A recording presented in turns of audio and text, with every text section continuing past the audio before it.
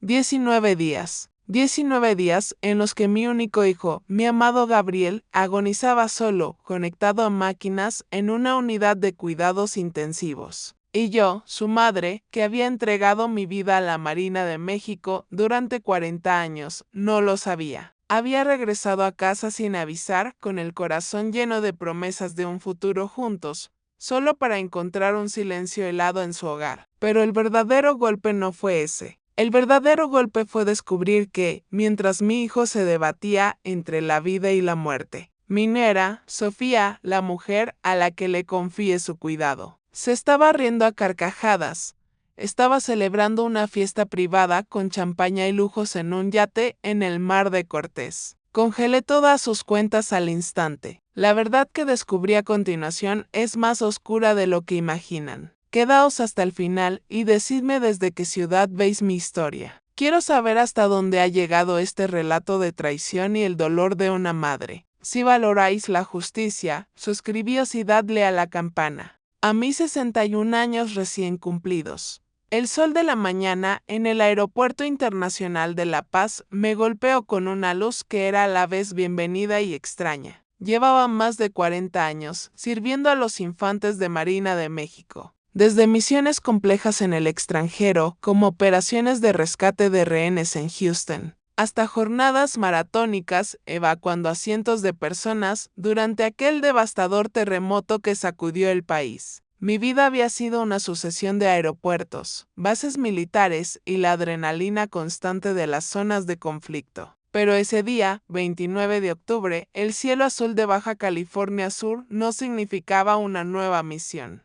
sino el cumplimiento de la más antigua y sagrada de todas mis promesas. Volver a casa arrastré la vieja maleta militar, gastada en las esquinas por innumerables viajes, sintiéndola a mis pies como una compañera fiel y silenciosa. En mi muñeca, el reloj de bolsillo de mi padre, un hombre que me enseñó la disciplina y el honor, vibraba suavemente, recordándome la promesa que me hice en mi juventud, siempre volver a casa. Esa promesa, ese anhelo de estabilidad y paz pesaba más que mi equipo de combate. Ya no era la teniente coronel de infantería de marina, temida y respetada por igual. Hoy solo quería ser Elena, una madre ansiosa por abrazar a Gabriel, mi único hijo, de 42 años. Después de tanto tiempo, salí de la terminal. El calor de la mañana ya comenzaba a arder con esa intensidad seca tan característica de La Paz.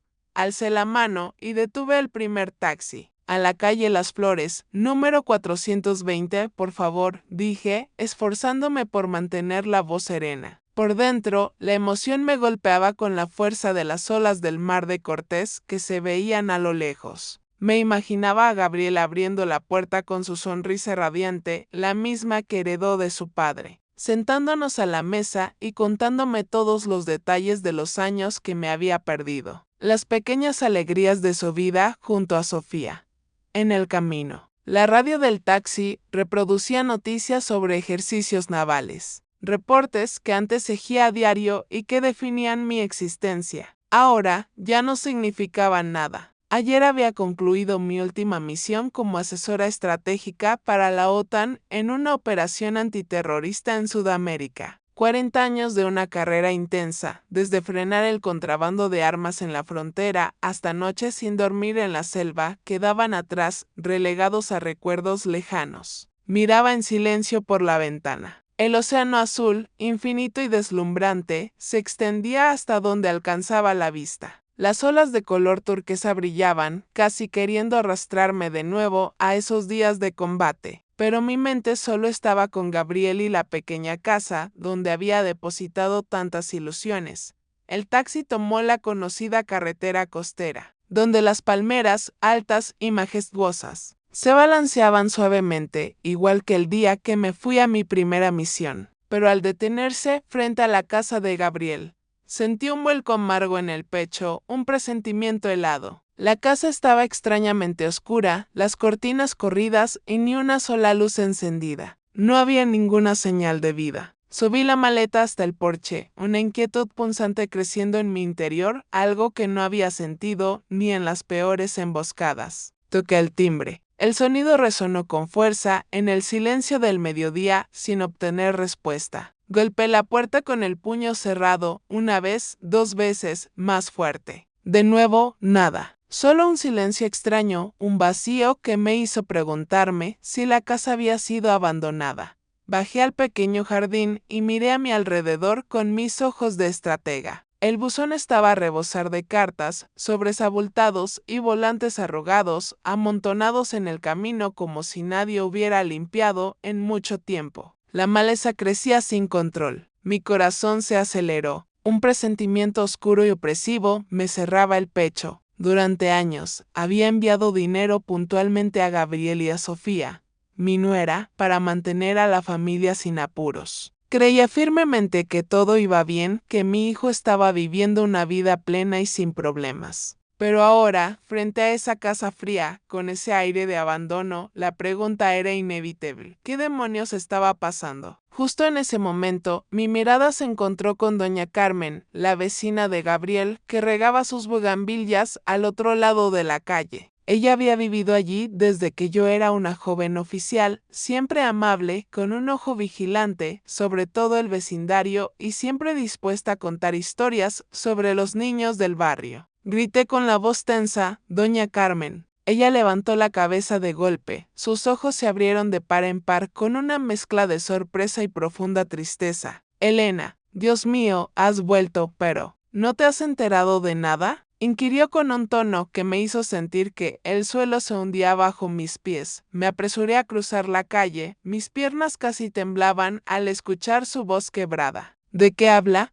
¿Dónde está Gabriel?», pregunté con desesperación, intentando, sin éxito, que la voz no se me quebrara. Doña Carmen dejó la regadera en el suelo, el chorro de agua cortándose abruptamente, y su mirada se llenó de una compasión que me aterrorizó. «Gabriel lleva 2 semanas en el Hospital San Rafael. La ambulancia vino a medianoche. Vi claramente el logo en el vehículo. Pensé que Sofía se había puesto en contacto contigo, por supuesto».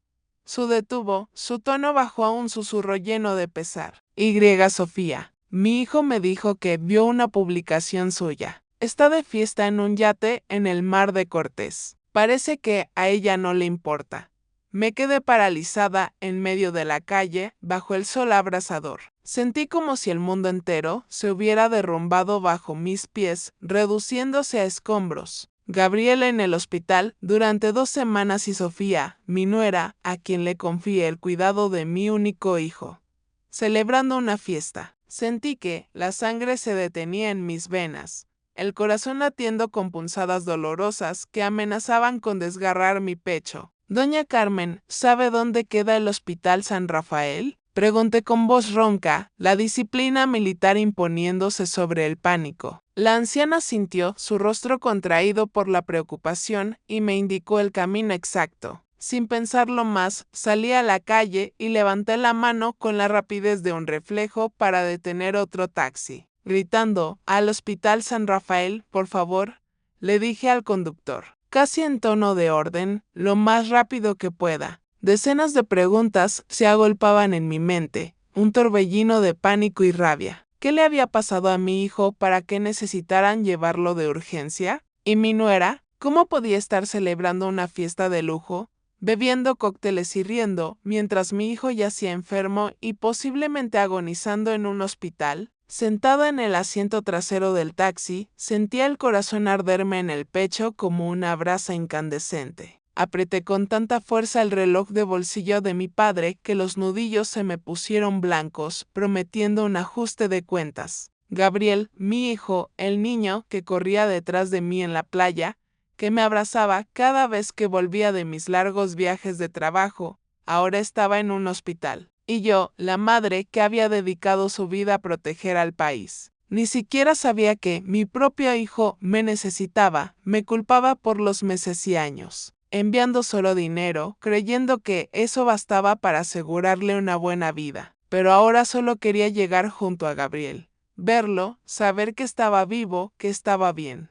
Solo eso. La fe que tenía en Sofía, la confianza que había depositado en ella, se estaba desmoronando a cada metro que avanzábamos. Una sensación de traición, cruda y dolorosa, comenzaba a instalarse. Presagiando la tormenta que se avecinaba, el taxi se detuvo frente a la imponente entrada del Hospital San Rafael y el sol del mediodía me deslumbró, cortando la visibilidad por un momento. Pagué al conductor con manos temblorosas. Arrastré mi maleta por la entrada y traté de controlar mi respiración. Una técnica que había aprendido en el ejército para no ceder al pánico que amenazaba con desbordarme. ¿Qué verdad me esperaba detrás de esas puertas de cristal y cómo enfrentaría el hecho de que Sofía ya había firmado la sentencia de mi hijo?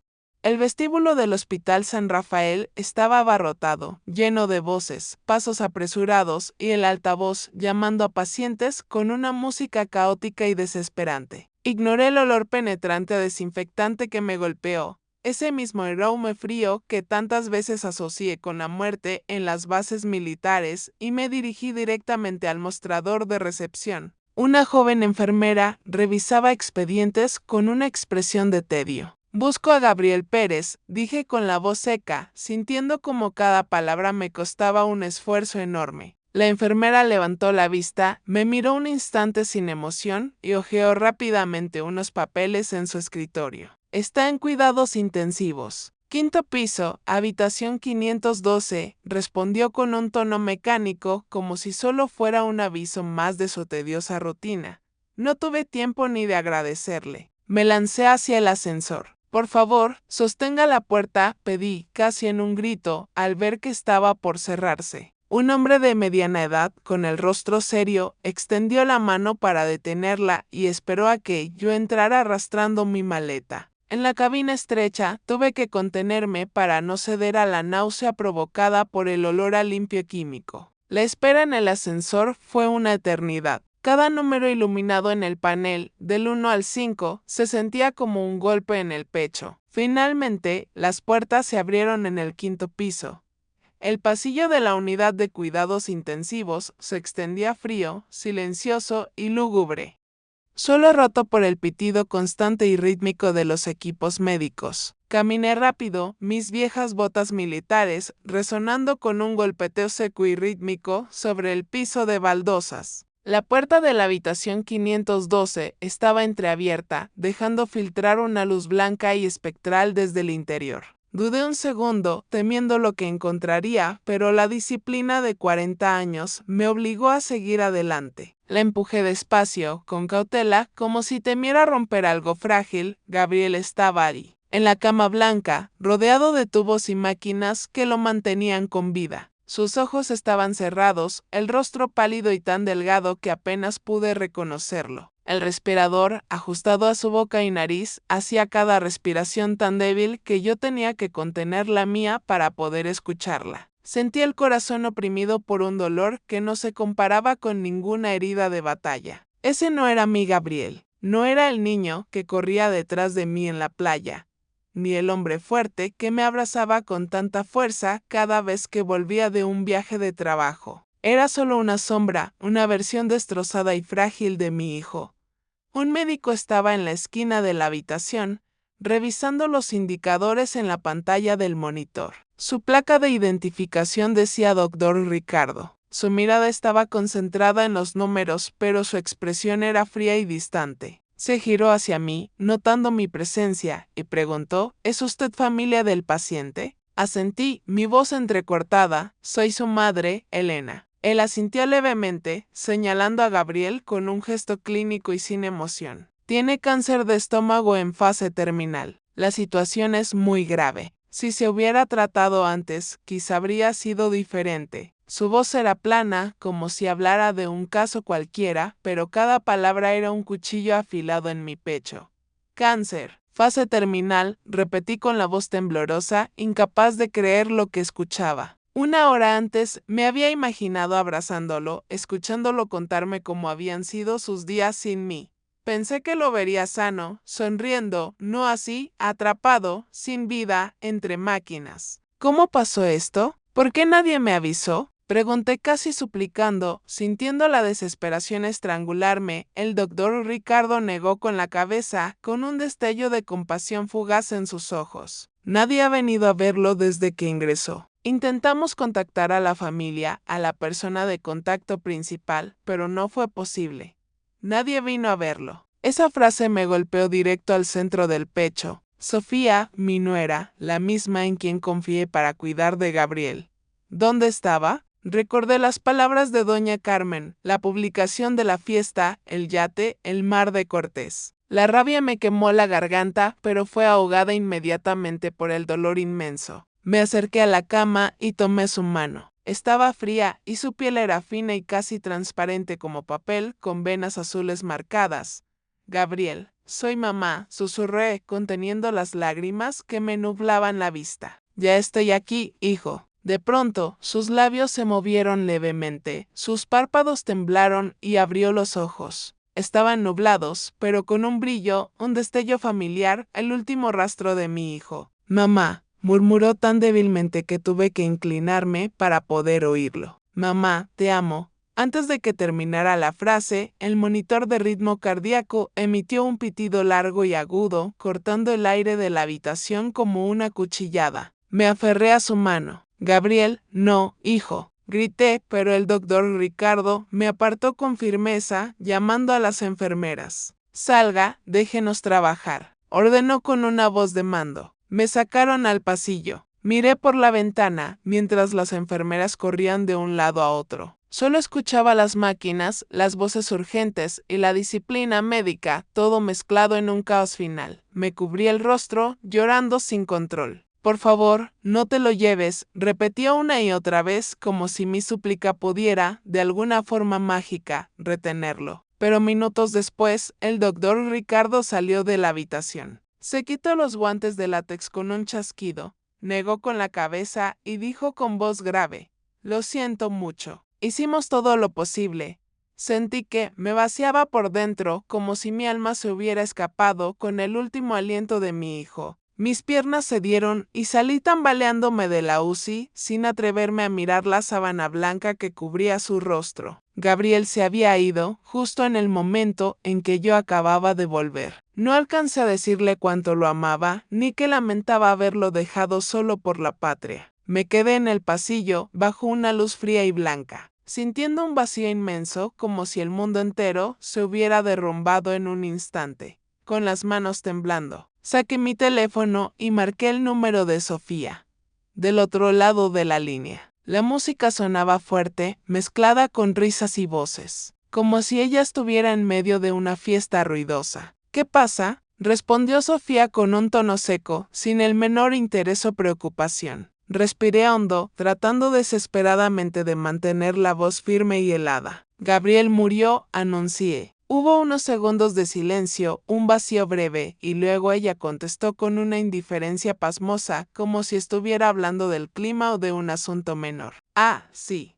Estoy ocupada. Hablamos después. La llamada se cortó de golpe. Me quedé inmóvil, mirando el teléfono. Se me resbaló de la mano y cayó al suelo sin hacer apenas ruido. Sofía no preguntó nada. No mostró tristeza. Estaba de fiesta y riendo mientras mi hijo acababa de dar su último suspiro. En ese momento, el dolor se transformó en algo nuevo, más duro, más peligroso, una rabia controlada, el mismo frío que sentía cuando daba una orden crucial en combate. Me di la vuelta y caminé hacia la salida del hospital. Afuera, el sol de la paz seguía brillando con fuerza, pero yo solo sentía un frío que me calaba hasta los huesos. Había perdido a Gabriel, y ahora sabía que también había perdido la fe en la única persona que alguna vez había llamado familia después de mi hijo. Sofía, a quien ingenuamente creí que cuidaría de él, nos había traicionado de la forma más cruel e inhumana. Salí por la puerta del Hospital San Rafael. Lo único que sentí fue un vacío helado por dentro. La palabra defunción resonaba en mi cabeza como un martillazo. Pero esa rabia, ese frío militar que me recorría, me dijo que el camino hacia el duelo tendría que esperar. Primero, debía enfrentar a la mujer que había robado los últimos días de mi hijo. El trámite administrativo no era el final, era solo el inicio de una guerra personal. Ahora que tenía la prueba definitiva de su abandono, el siguiente paso era la venganza metódica y fría. ¿Qué otra evidencia encontraría en la casa de Gabriel que probara la magnitud de la traición de Sofía? Mis piernas pesaban como plomo, como si cada paso que daba para salir del hospital fuera un esfuerzo monumental para no derrumbarme. No recuerdo cuánto caminé, solo que debía llegar a la oficina administrativa para hacer el trámite del acta de defunción de Gabriel. La palabra defunción resonaba en mi cabeza como un martillazo sordo, destrozando cualquier esperanza que pudiera quedar. Mi hijo, el niño al que crié y amé con todo mi corazón. Ahora era solo un papel, un sello, un nombre en un archivo del hospital, en la oficina administrativa. Una joven enfermera, con el cabello recogido en una coleta alta, me entregó una bolsa de plástico transparente. Estas son las pertenencias del señor Pérez, dijo con voz suave, pero apurada por la rutina de un día de trabajo. Tomé la bolsa con las manos temblorosas y miré a través del plástico. Adentro estaba el reloj de pulsera de Gabriel, la cartera de cuero gastada que le regalé en su cumpleaños número 20 y su teléfono con la pantalla rayada. Abrí la cartera buscando encontrar algo suyo, una huella de la vida que había vivido, pero estaba vacía. Solo quedaban sus documentos y una foto vieja con las esquinas arrugadas. En la imagen, Gabriel y yo estábamos en la playa. Él era apenas un niño con una sonrisa radiante y un papalote rojo en la mano. Apreté la foto contra mí como si al soltarla los recuerdos de mi hijo se fueran a desvanecer por completo. También pedí al médico que me entregara todo el historial clínico de Gabriel. Otro doctor, no el doctor Ricardo, entró con un grueso expediente en la mano. Aquí está todo el historial, dijo, dejando el montón de papeles sobre la mesa. Fui pasando las páginas. Fechas de ingreso, análisis y el diagnóstico final, cáncer gástrico en etapa terminal con metástasis. Me detuve, la vista nublada al leer esa línea. El médico a mi lado bajó la voz. Si lo hubieran traído unos meses antes, quizá habría vivido 1 o 2 años más. Pero cuando ingresó, su estado ya era demasiado grave. Asentí sin poder hablar, sintiendo que el pecho se me apretaba. 1 o 2 años. Si hubiera estado en casa, si me hubiera fijado más en él, si no hubiera dejado que Sofía se encargara de todo, habría tenido Gabriel una oportunidad de vivir y de que lo cuidáramos mejor.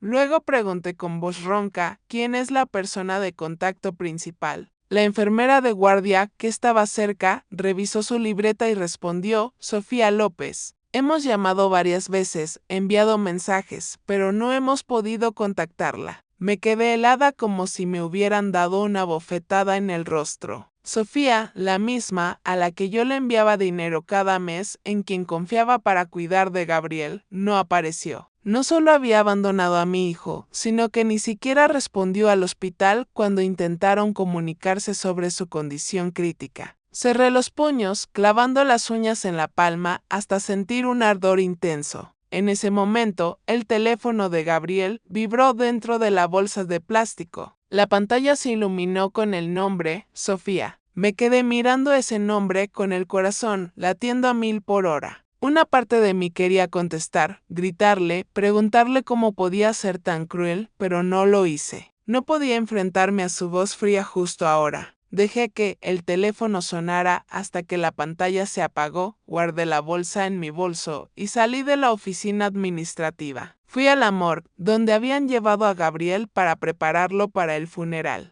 El empleado me entregó un documento pidiéndome que lo firmara para trasladarlo a la funeraria militar, un honor que había dispuesto para mi hijo. Tomé la pluma, pero mi mano temblaba tanto que la firma quedó irreconocible, un garabato triste. ¿Está bien?, preguntó el hombre mirándome con preocupación. Asentí, pero sabía que no lo estaba. ¿Cómo podría estarlo si acababa de perder a mi único hijo? Terminé de firmar, me levanté y salí del amor, sintiendo que cada paso arrastraba una piedra enorme. Al salir del hospital, por fin dejé que las lágrimas cayeran, silenciosas y amargas. Me quedé de pie junto a la acera, el sol quemando mis hombros, pero no sentía nada más que dolor. Dolor por Gabriel, por haber soportado solo sus últimos días, sin su madre al lado, sin nadie que le tomara la mano. Me culpaba por los años que pasé absorbida en el trabajo, en misiones por el mundo. Pensé que enviar dinero era suficiente, que Sofía cuidaría de él, pero me equivoqué. El mayor error de mi vida fue dejar a mi hijo en manos de alguien como ella. En medio del dolor y el remordimiento, la imagen de Sofía volvió a aparecer nítida y cruel. Recordé su voz cortante al teléfono, la música a todo volumen, las risas en un yate. Se gastó mi dinero, el que yo enviaba para cuidar de Gabriel, en darse lujos mientras mi hijo luchaba contra la muerte. No solo lo abandonó, sino que fue totalmente indiferente al saber que había muerto. Esa crueldad era como un cuchillo afilado, cortándome por dentro, llenándome de dolor y rabia. Quería gritar, enfrentarla, preguntarle por qué trató así a Gabriel, pero sabía que aún no era el momento. Tenía que mantener la calma y hacer lo mejor para mi hijo, aunque él ya no estuviera aquí. Saqué el teléfono y marqué el número del teniente coronel Antonio Ortega, un viejo amigo del ejército que ahora trabajaba en la Agencia de Administración Financiera Militar. Antonio, necesito verte hoy mismo, dije con firmeza, aunque las lágrimas seguían corriendo por mis mejillas. Elena, ¿qué pasa? ¿Estás bien? Preguntó con preocupación. Te lo contaré cuando nos veamos. Por favor, consígueme una cita urgente, necesito tu ayuda ahora. Antonio aceptó de inmediato y me pidió que fuera a su oficina al final de la tarde. Colgué. Sintiendo que acababa de encontrar un pequeño punto de apoyo en medio de la tormenta que me envolvía, tomé un taxi y volví a la casa de Gabriel en el número 420 de la calle Las Flores. Sentado en el asiento, apreté con fuerza el reloj de bolsillo de mi padre, el mismo que había llevado conmigo durante 40 años. Era el símbolo de la promesa de volver a casa, pero ahora sabía que había vuelto demasiado tarde. Frente a la puerta de Gabriel, el manojo de llaves tintineó suavemente en mi mano mientras buscaba la correcta. Mis dedos tocaron una pequeña llave helada, la que había guardado todos estos años como un hilo que me mantenía unida a mi hijo. Abrí la puerta y un olor a humedad y encierro me golpeó de frente como si la casa hubiera sido olvidada por mucho tiempo. Encendí el interruptor y la luz amarillenta iluminó una sala desordenada. Copas de vino con restos secos estaban tiradas sobre la mesa. El polvo cubría la madera y cajas vacías de comida rápida se amontonaban en el suelo. Me quedé inmóvil mirando alrededor. Este había sido el hogar de Gabriel. El lugar donde creía que mi hijo vivía feliz con Sofía, pero ahora no era más que un caos. Igual que mi corazón en ese momento, arrastré la maleta, la dejé junto al viejo sofá y caminé hacia el escritorio de Gabriel en la esquina. Un sobre marrón estaba tirado entre papeles. Lo abrí y sentí como el corazón me latía con fuerza al revisar una por una las facturas que contenía. Una decía claramente, renta de yate, Mar de Cortés, 150,000 pesos, pagado con la tarjeta de crédito de Gabriel Pérez. La fecha era de la semana pasada, justo cuando Gabriel estaba en la UCI. Pasé a la siguiente y la sangre me hirvió. Joyería Cartier, 195,000 pesos. Fecha de hace 3 días. Apreté el papel con tanta fuerza que las uñas se clavaron en mi palma. Sofía había usado el dinero de mi hijo. El dinero que yo envié para cuidarlo, para rentar un yate y comprar joyas, mientras Gabriel luchaba por su vida. Saqué el teléfono, fotografié cada factura, cada cifra, cada fecha y las guardé cuidadosamente en una carpeta aparte. Cada clic era como una puñalada en el pecho, pero no podía detenerme. Necesitaba pruebas. Necesitaba la verdad para enfrentar a Sofía. Abrí la aplicación de videollamadas y marqué su número. La pantalla se iluminó y apareció Sofía de pie en la cubierta de un yate, con el mar azul intenso de fondo y sus amigos riendo a carcajadas. Llevaba un vestido de seda con un enorme logo de Chanel en el pecho, gafas de sol caras y un cóctel en la mano. Esa imagen fue como una bofetada brutal en mi cara. ¿Qué pasa?, preguntó Sofía con un tono distraído, como si yo la estuviera molestando en su lujosa diversión. Respiré hondo y mantuve la voz lo más calmada posible, aunque por dentro ardía. ¿Sabes qué? Gabriel ha muerto y sigues tan tranquila, celebrando de esa manera. El rostro de Sofía se congeló unos segundos, sus labios se apretaron y luego se encogió de hombros con una displicencia escalofriante. Ya lo sé, pero estaba enfermo desde hace tiempo. No había nada que pudiera hacer. Morir era solo cuestión de tiempo. Lo dijo con una suavidad perturbadora, como si hablara de algo sin importancia, no de la muerte de su esposo, de mi hijo. Sentí la sangre hervir en mis venas, como si todo mi cuerpo ardiera en un infierno de ira. ¿Crees que no sé en qué se ha ido el dinero que envié para cuidar a Gabriel? Dije con voz fría como el hielo. Yates, joyas, fiestas. Lo vi todo en los extractos, Sofía. Ella arqueó una ceja y esbozó una sonrisa burlona, desafiante. Ese dinero también es mío. ¿Somos familia o no? Esa frase fue como la estocada final. Familia signo de interrogación. ¿Se atrevía a llamar familia a esto después de dejar que Gabriel muriera solo en un hospital? La miré fijamente a la pantalla y dije con voz de acero, cada palabra cargada de la frialdad de una amenaza. Esta es la última fiesta que pagas con mi dinero. Colgué el teléfono sin darle a Sofía oportunidad de decir nada más. Me temblaban las manos, pero no era de miedo, sino por la rabia metódica que me quemaba por dentro. No podía dejar que ella siguiera. Su crueldad no pasaría como si nada. Era hora de la acción militar precisa y sin misericordia.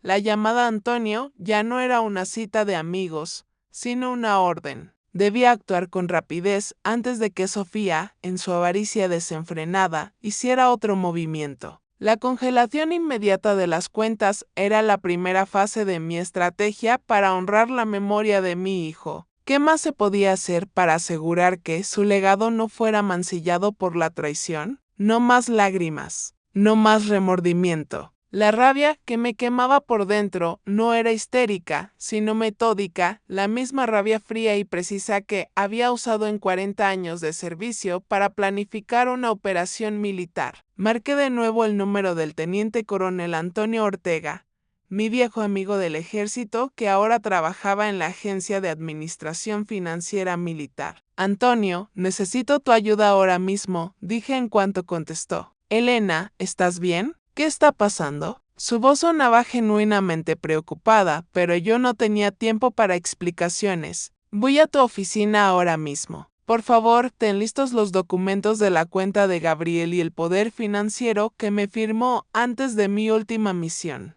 Esto es urgente, Antonio. Él, conociendo mi tono de mando, aceptó sin más preguntas.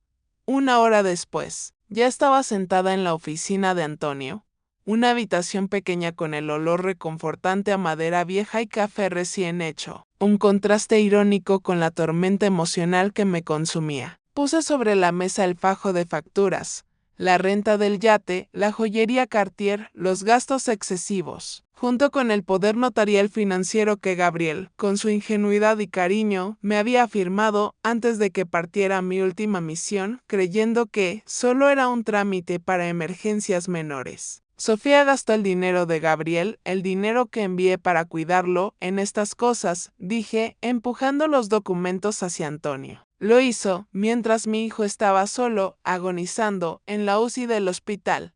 Antonio los revisó hoja por hoja, su rostro curtido, frunciendo el ceño con indignación contenida. ¿Qué quieres que haga, Elena? Preguntó, sus ojos buscando una orden clara. Respondí sin dudar, con la voz firme como un obús. Congela la cuenta de Gabriel ahora mismo. Anula todas las tarjetas de crédito vinculadas a su nombre, incluyendo la adicional que Sofía seguro utilizaba, y transfiere el saldo restante a mi cuenta personal, utilizando el poder notarial que acabo de entregarte. Antonio asintió sin hacer más preguntas. Él me conocía, sabía que cuando las cosas llegaban a ese punto, mi mente operaba con la frialdad y la eficiencia de un comando. Sabía que esta no era una disputa de pareja, sino un acto de justicia ante una traición imperdonable.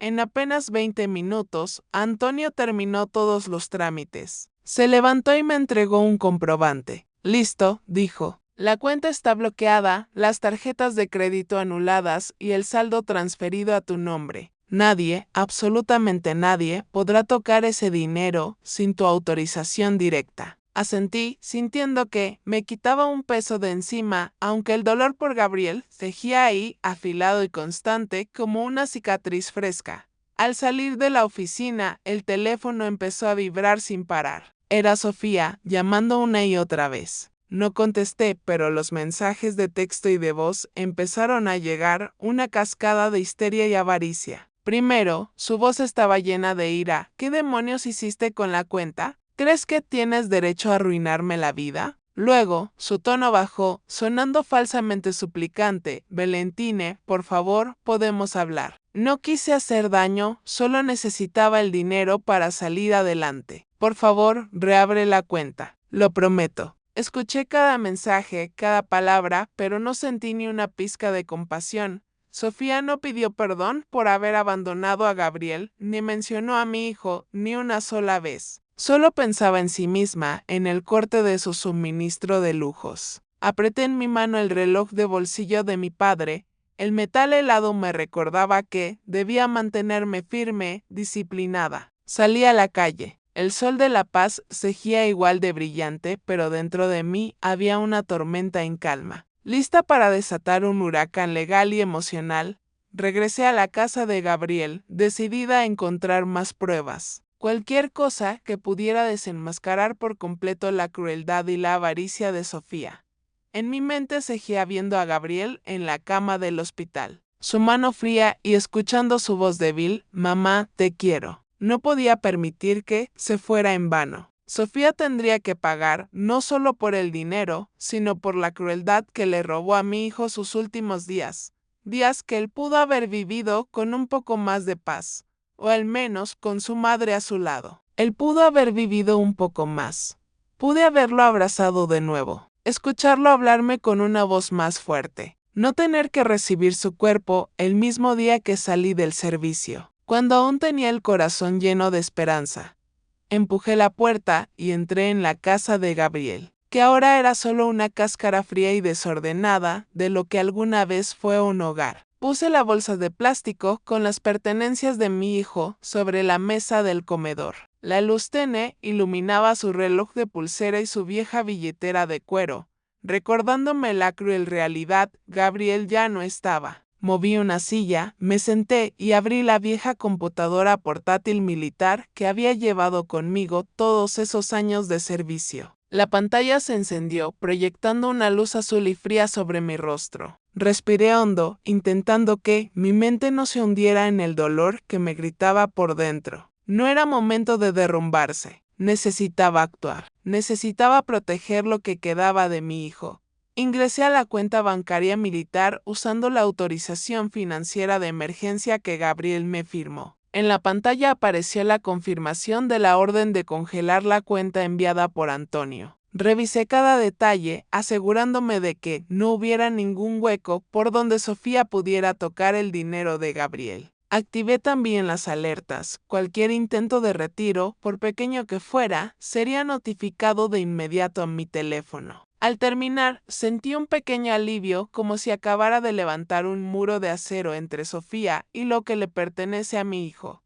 Luego entré a los estados de cuenta de los últimos 3 meses. Los números aparecían fríos y claros, como una acusación sin palabras, una serie de gastos lujosos, 80,000 pesos por una fiesta en un yate en el Mar de Cortés, 45,000 por una cena en un restaurante de lujo en Los Cabos, 120,000 en una tienda de moda en La Paz. Fui pasando cada transacción y cada cifra era como una apuñalada al corazón. Ese dinero era mi sudor y mis lágrimas, el resultado de los meses que pasé jugándome la vida en el campo de batalla, pensando que estaba pagando por el bienestar de Gabriel, pero en realidad solo alimentaba la vanidad y la vida de excesos de Sofía, mientras mi hijo estaba en el hospital solo, sin nadie que lo cuidara.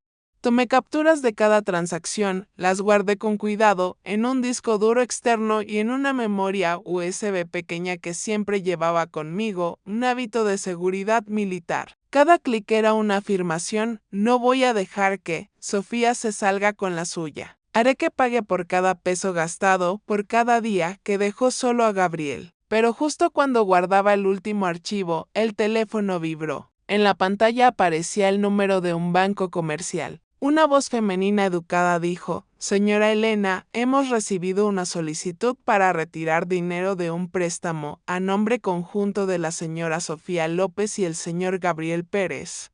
¿Usted autoriza?». Apreté el teléfono y respondí con voz firme: no, no autorizo. Por favor, bloqueen el expediente de crédito de inmediato. La empleada dudó un momento y luego confirmó: de acuerdo, lo haremos de inmediato. ¿Desea dejar alguna instrucción adicional? No hace falta, respondí y colgué. Sofía, en su desesperación, ya estaba intentando empeñar el futuro de mi hijo.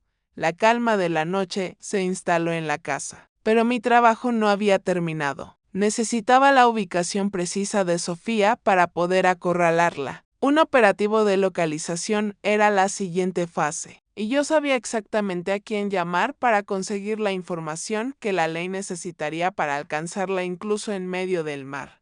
Me quedé sentada en la sala en silencio, escuchando solo el crujido lento y monótono del ventilador de techo. La llamada del banco, bloqueando el intento de préstamo, fue la confirmación de que Sofía no se detendría ante nada para conseguir dinero. Era hora de la fase de localización. Llamé a Luis, un viejo amigo del sector de telecomunicaciones que antes me había ayudado a localizar dispositivos en misiones secretas y complejas.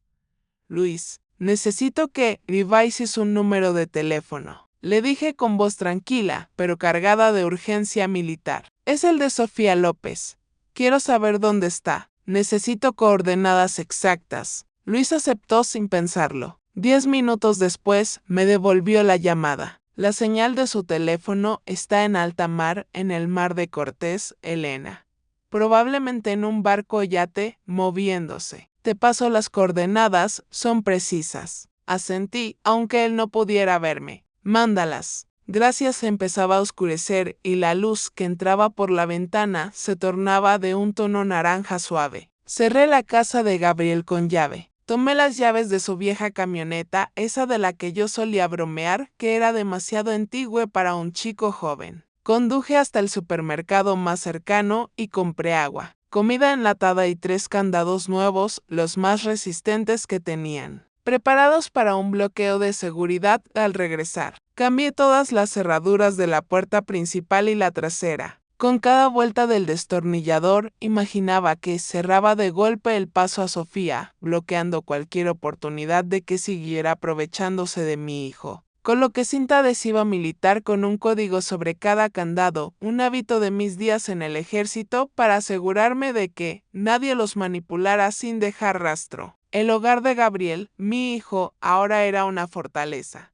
Mientras empacaba los papeles sueltos de Gabriel en una caja de cartón para llevarlos conmigo, encontré una libreta vieja de tapa de cuero gastada y con la cuerda floja. La abrí y el corazón me dio un vuelco al ver la letra conocida de Gabriel. Dentro había una lista de las cantidades de dinero que le había dado a Sofía, cada una con su fecha y su firma. 30,000 pesos, marzo, para que Sofía compre medicinas. 50,000 pesos. Abril, Sofía dijo que necesitaba dinero para reparar la casa. Fui pasando las páginas y noté que muchas coincidían con gastos lujosos en los estados de cuenta que acababa de fotografiar. Sofía no solo gastaba mi dinero, sino que también engañaba a Gabriel, haciéndole creer que lo usaba para cuidar de la familia o su salud. Me dejé caer en la silla con la libreta en las manos, sintiendo que acababa de encontrar la última pieza, la más crucial, del rompecabezas. No era solo una prueba. Era el relato de mi propio hijo, una historia de traición y sufrimiento que él nunca alcanzó a contar. Pasé la mano por la hoja y las lágrimas, que creí secas, me rodaron por las mejillas. Gabriel, lo siento, susurré. No sabía lo que habías tenido que soportar. Pero en medio de ese dolor, sentí una nueva y poderosa determinación. Esa libreta era un eslabón clave, algo que obligaría a Sofía a enfrentar su culpa ante la ley. Me levanté, guardé la libreta en la caja, junto con los demás papeles, y miré alrededor de la casa. Todo seguía teniendo la huella de Gabriel, el sillón, donde le gustaba leer, la foto pequeña de los dos sobre la repisa, y el olor a madera vieja del piso que él limpiaba cada fin de semana. No podía permitir que Sofía entrara aquí, que tocara lo que pertenecía a mi hijo.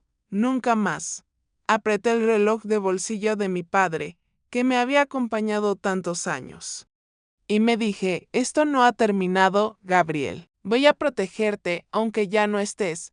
A la mañana siguiente, llevé la caja con todos los papeles a la antigua base naval, donde todavía me permitían usar una pequeña oficina después de jubilarme. El cuarto era sencillo, con un escritorio de madera vieja, unas cuantas sillas metálicas y el olor salado del mar colándose por la ventana. Dejé la caja en el suelo, la abrí y empecé a poner cada documento sobre la mesa. Facturas, estados de cuenta, la libreta de Gabriel. Cada papel era una pieza de la verdad y sabía que tenía que ordenarlos con cuidado y precisión militar para desenmascarar a Sofía.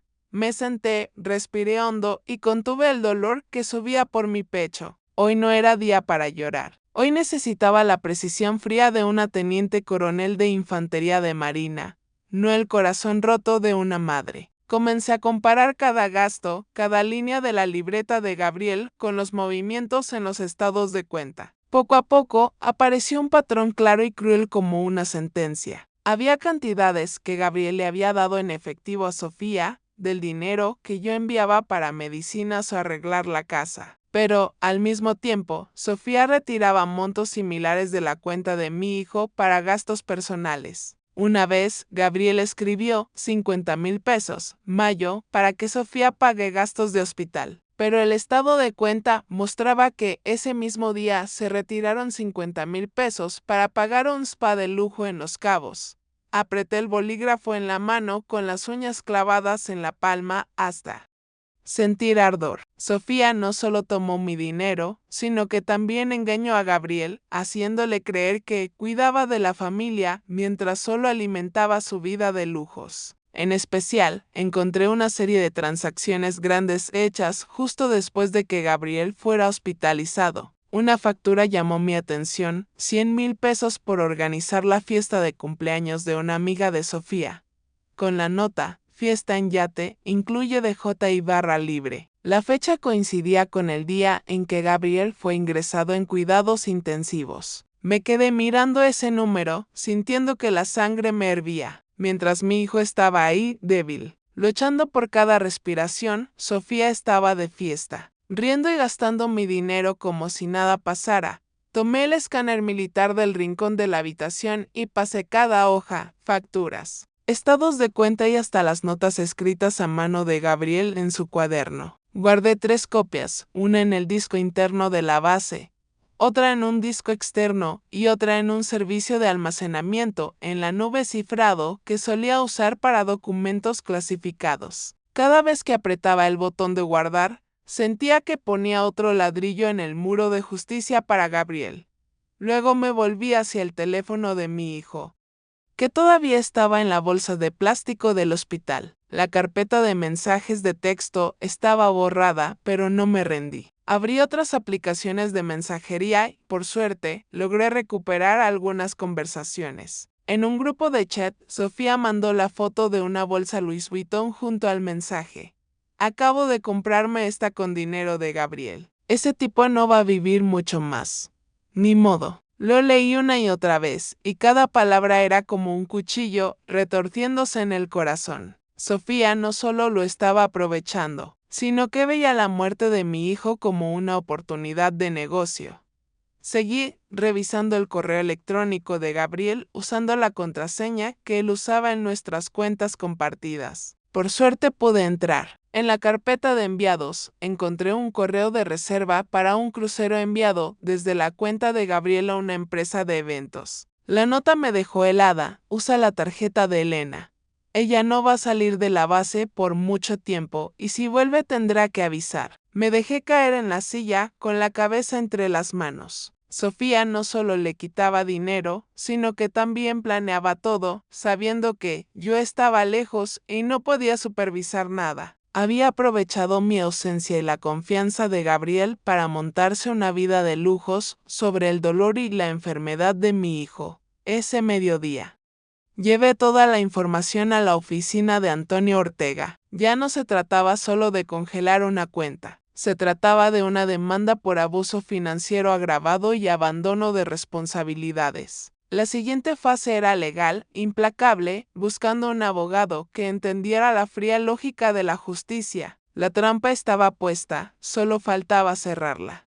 Ese mediodía, llevé toda la información a la oficina de Antonio Ortega. Puse la caja sobre la mesa y saqué los documentos, los discos duros y la libreta de Gabriel. Aquí está todo. Facturas, estados de cuenta, mensajes, correos. Sofía sacó dinero de la cuenta de Gabriel para gastarlo en lujos, incluso cuando él estaba en el hospital. Antonio revisó los papeles, sus ojos de militar experimentando la indignación de lo civil. Esto es suficiente evidencia ilegal para usar como prueba financiera. ¿Quieres ir más allá? Asentí con la voz firme. Quiero que pague, Antonio. No solo por el dinero, sino por lo que le hizo a Gabriel. Él me puso una mano en el hombro con una mirada llena de empatía. Te voy a guiar para presentar esto en el juzgado, pero vas a necesitar un buen abogado, un especialista en estos casos. Antes de salir de la base, llamé al licenciado Fernando Ruiz, un abogado que Antonio me recomendó, especialista en casos de abuso financiero familiar. Señora Elena, ¿puedo verla mañana por la mañana?, me dijo Fernando por teléfono con una voz grave y segura. Traiga todas las pruebas, las revisaremos con cuidado. Acepté, sintiendo que por fin encontraba un aliado en esta lucha. Gracias, respondí y colgué. Me sentía un poco más ligera, aunque el dolor seguía ahí clavado en mi alma. Esa noche volví a la casa de Gabriel. Cerré con llave. El viento del mar golpeaba fuerte en la ventana, trayendo el sonido de las olas, pero dentro de mí había un silencio filoso. Me senté en la sala, puse todos los documentos sellados sobre la mesa. Al lado estaba el reloj de bolsillo de mi padre con la luz de la lámpara, reflejándose en su cristal desgastado. Lo acaricié suavemente y susurré: Gabriel, mamá no va a dejar que te vayas en vano. Temprano en la mañana caminé hacia el centro de La Paz, donde la oficina de Fernando Ruiz estaba discreta entre edificios bajos. La oficina era pequeña y ordenada, con olor a papel viejo y tinta. Puse la caja de cartón sobre la mesa y saqué 3 carpetas organizadas con cuidado: estados de cuenta, facturas y los datos del teléfono y el correo electrónico de Gabriel. Esto es todo lo que tengo, dije con voz seca. Fernando asintió, abrió la primera carpeta y hojeó rápidamente cada página. Sus ojos recorrían las cifras, las facturas y los mensajes crueles de Sofía. De vez en cuando se detenía. Anotaba con un lápiz rojo y murmuraba: transacción ilegal, evidencia clara de abandono.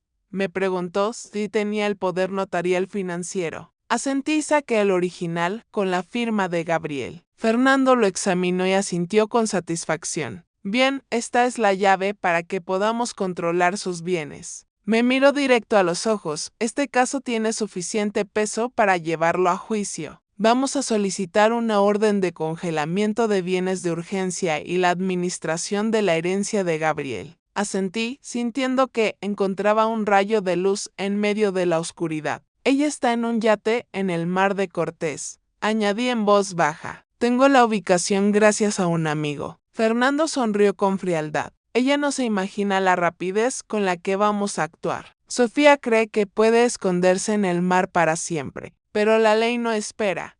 Presenté la solicitud para que el tribunal emitiera la orden de congelamiento de bienes y entregué el juego de copias que Fernando había revisado. La audiencia sería en las próximas 72 horas.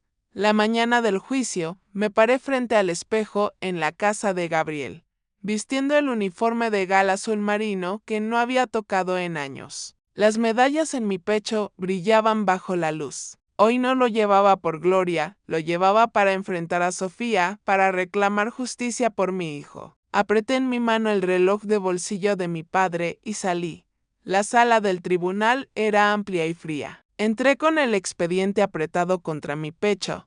Fernando Ruiz a mi lado. Del otro lado, Sofía ya estaba sentada con un vestido Gucci ajustado y en la mano el iPhone más nuevo. Intentaba aparentar cansancio, pero su maquillaje cargado la delataba. Fernando se levantó, colocó el grueso expediente sobre la mesa. Su señoría, tenemos pruebas claras del abuso financiero y del abandono de las responsabilidades familiares por parte de la señora Sofía López hacia su esposo, el señor Gabriel Pérez. Empezó a mostrar en la pantalla grande estados de cuenta con gastos de lujo, yates, joyas. Y luego las fotos de redes sociales, Sofía sonriendo en un yate mientras Gabriel estaba en la UCI. Luego, Fernando pidió llamar a un testigo y el doctor Ricardo, quien había tratado a Gabriel, entró. Si el señor Pérez hubiera sido ingresado antes y recibido la atención adecuada, habría podido vivir entre 1 y 2 años más. Pero nadie se puso en contacto con nosotros. Nadie lo visitó durante las 2 semanas que estuvo en la UCI. La sala quedó en silencio y vi a Sofía agachar la cabeza, apretando el iPhone. El juez me miró indicándome que hablara. Me puse de pie. Miré directo a Sofía, luego al juez. Estaba ausente para proteger al país. Enviaba dinero confiando en que mi hijo estaba siendo cuidado, pero nadie tiene derecho a usar mi ausencia para matar a mi hijo. El juez revisó el expediente una vez más antes de declarar. El tribunal ordena congelar todos los bienes del señor Gabriel Pérez. La administración provisional de la herencia queda a cargo de la señora Elena Pérez.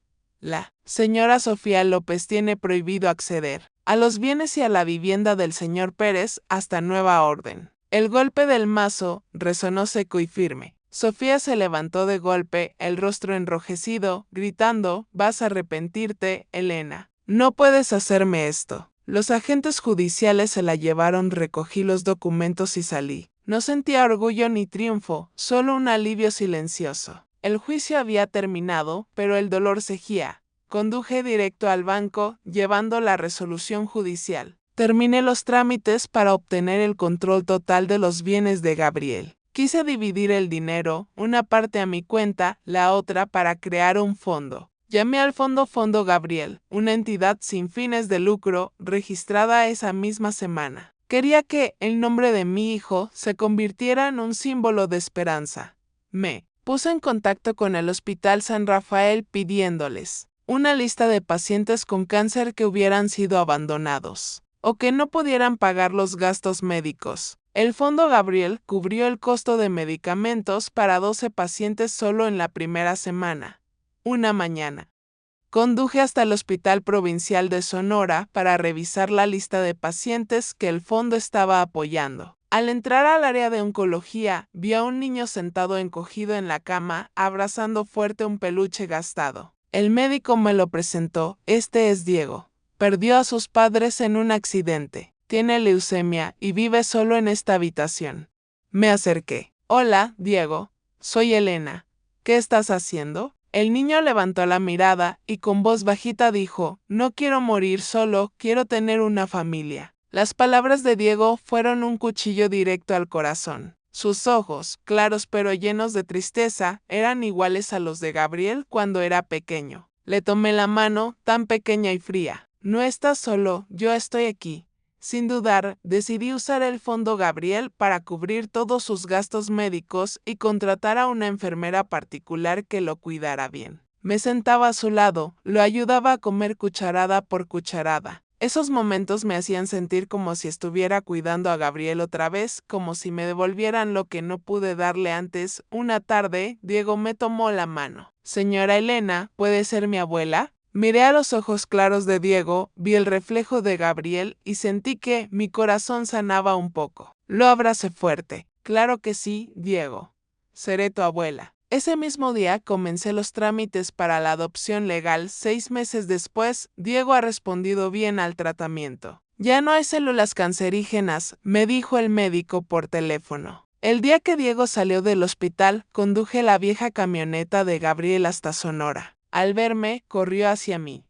«Abuela», gritó lanzándose a mis brazos. Lo abracé fuerte, sintiendo el calor de su pequeño cuerpo. La casa de Gabriel ahora se había convertido en nuestro hogar. La vida me había quitado a mi hijo de la forma más cruel, pero me había dado una nueva misión. Cada vez que veo a Diego reír y jugar, sé que Gabriel sigue aquí, en cada latido de esta nueva vida que estoy protegiendo. El valor de enfrentar la traición no me trajo a mi hijo de vuelta, pero me abrió el camino para honrar su memoria.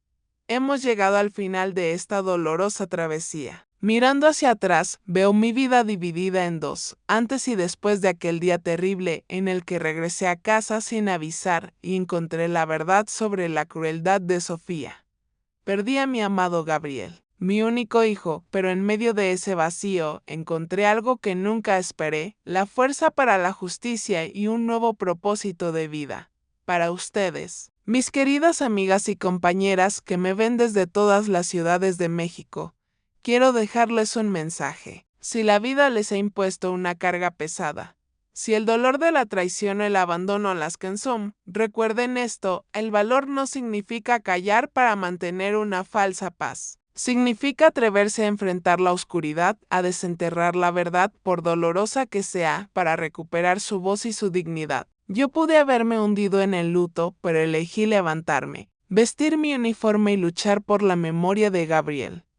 El fondo Gabriel y la sonrisa de Diego, mi nieto del corazón, son la prueba de que el amor es más fuerte que la maldad. La lección de esta historia es que, aunque perdamos a nuestros seres queridos, su legado puede transformarse en una luz que guía a otros. No dejen que el sufrimiento sea en vano. Conviertan su dolor en acción, su rabia en justicia y su soledad en un nuevo camino de bondad. Sé que muchas de ustedes son madres, abuelas o mujeres fuertes que han pasado por desafíos. Siento verdadera curiosidad, ¿qué harían ustedes en mi lugar? ¿Elegirían callar para mantener la paz o se atreverían a enfrentarlo todo? Dejen su respuesta en los comentarios. Cada historia que compartimos aquí es una vela que puede iluminar el camino de alguien más. Si esta historia de justicia y sanación les ha tocado el alma, por favor, suscríbanse al canal. Denle me gusta a este video y compártanlo con alguien que necesite escuchar este mensaje de valor. Dios siempre bendice el camino de quienes luchan con honor. Y yo creo firmemente que el valor y el amor de madre nos lleva a días mejores. Gracias por haberos quedado hasta el final. Nos vemos en la próxima historia.